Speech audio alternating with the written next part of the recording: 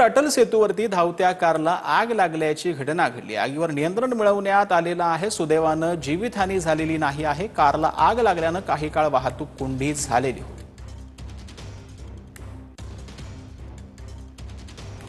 तर या संपूर्ण घटनास्थळावरून आढावा घेतला आमच्या प्रतिनिधींनी।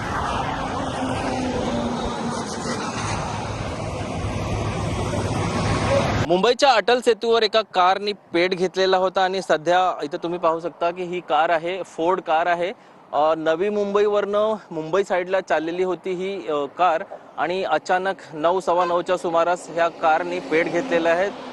गाडीची जी परिस्थिती आहे ती तुम्ही पाहू शकता की पूर्णपणे जळून खाक झालेली आहे। जेव्हा ही घटना झाली तेव्हा ड्रायव्हर आणि त्याच्यासोबत एक आणखीन म्हणजे 2 जण ह्या गाडीमध्ये होते।